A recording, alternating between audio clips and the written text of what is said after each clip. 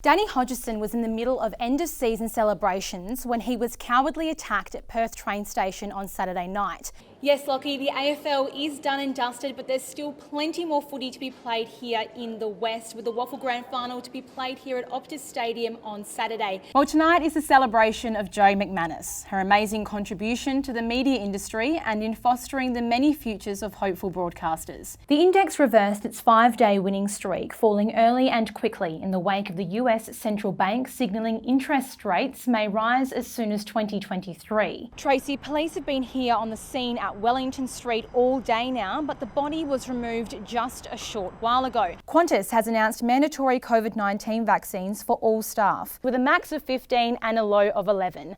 The rain will continue on Friday with a top of 17 and into the weekend with temperatures in the low 20s. With Melbourne in lockdown until at least September, Optus Stadium is now considered the front-runner. Fahim Ahmadi looks like an ordinary dad, and he is. Except he just happens to come from an extraordinary place.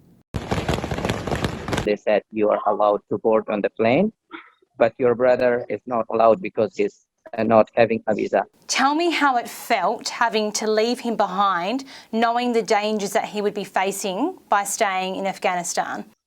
Their kids were crying, my brother was crying, because they knew that I'm going to start a new life in a peaceful land, in a peaceful environment, but they are not. Fahim arrived here from war-torn Afghanistan, given a precious place on a Mercy flight with his wife and his 4-month-old son, all because he helped our troops on the ground. But Fahim left most of his family, his friends, and life as he knew it behind. We are good here, and just starting a new life, so it takes time. Muhammad Mehdi Mahrami knows just how tough it is. People are hopeless right now. Muhammad fled Afghanistan 10 years ago. He now helps his father run an Afghan restaurant in Maddington. They've been busy coordinating meals for these new Afghan refugees. So we are trying to give them something similar experience that they were having in Afghanistan. And we are hopeful that it gives them a good feeling here and feel them comfortable in here. Muhammad Mahrami worries for his country. The situation of Afghanistan is somehow we cannot say what will happen tomorrow. I'm feeling very good, but mind is not relaxed because my mind is all time toward our families, our extended families. Fahim Ahmadi says for every person like him, there are 5 others back home who helped Australia but now feel abandoned and fear for their lives. They were engineers, pilots, doctors and many others who were critical to the Australian effort, but they've been left behind. Fahim Ahmadi also has grave fears for his family members, once again living under Taliban rule. The government should make a way for them to come to Australia.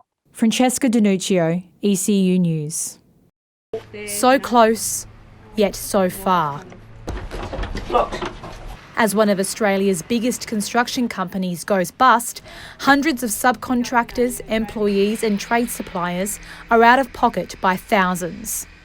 Those suffering most, the home buyers who chose to build with Pindan.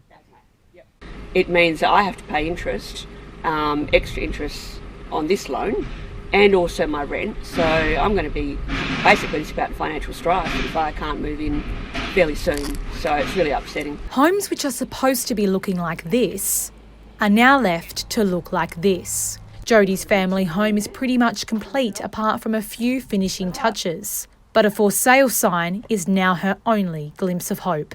Totally devastated. You know, like I was thinking we'd be in about, 2 or 3 weeks' time. With over 60 active projects on the go right now, accountancy firm Ernst & Young have taken over to clean up the mess. And the scale of this mess is massive. Pindan's debts are estimated at up to $80 million to 1,400 creditors. This is just one of the many Pindan construction sites around Perth.